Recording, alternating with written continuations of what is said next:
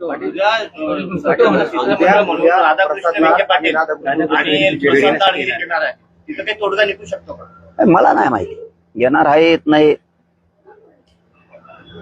16 तारखेला सांगितलं होतं, 16 तारखेपासून वेळ दिलाय 15 दिवस वेळ. हो 29 ऑगस्ट पासून मुंबईतून दिलेला आता 29 मे पर्यंत 10 महिन्याचा वेळ. काय करणार येऊन तुम्ही? चर्चा बोलणार? मला चर्चा नाही पाहिजे बाबा. 58 लाख नोंदी निघाल्या, त्याचे कुणबी प्रमाणपत्र तुम्ही देणार आहेत का? ज्यांना कुणबी प्रमाणपत्र दिले त्यांच्या तुम्ही व्हॅलिडिटी देणार आहेत का? हैदराबाद गॅझेटियरचा तुम्ही जे आर काढलाय ते प्रमाणपत्र देणार आहेत का? त्याच्या व्हॅलिडिटी तुम्ही देणार आहेत का? तुम्ही आरक्षण देताय म्हणजे नेमकं काय करताय? मराठ्यांची मतं मात्र तुम्हाला लागते आणि मराठ्यांच्या लेकराला मात्र आरक्षण दिलं जात नाही.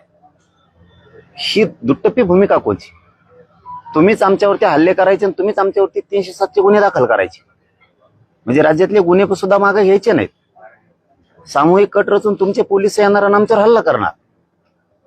त्यांच्यावरती 120 पोलिसांवरती लागून त्यांच्यावरती 307 व्हायला पाहिजे, तर आमच्या क्रॉस घेतल्या जात नव्हते. राज्यभर हे खोटे दाखल केलेले गुन्हे. तुम्ही 17 संस्थांचा जे आर काढू शकत नाहीये.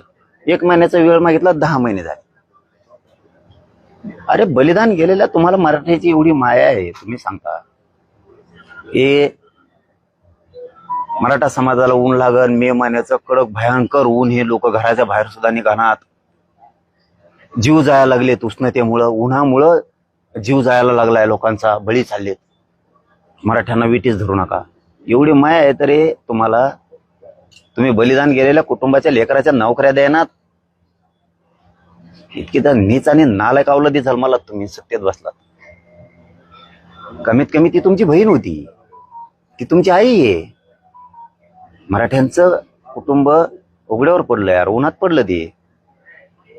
तुम्ही तिथं नाही वेळ देत. ही माझी समाजाविषयीची तळतळे, मी ते समाजावर ते विश्वास कमावलाय.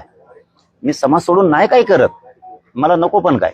तुम्ही साधे साधे कामं करत नाहीये. साधे कामं किती वेळ लागतो मराठा आणि कुणबी मंत्रालय स्थापन करायला? किती वेळ लागतो?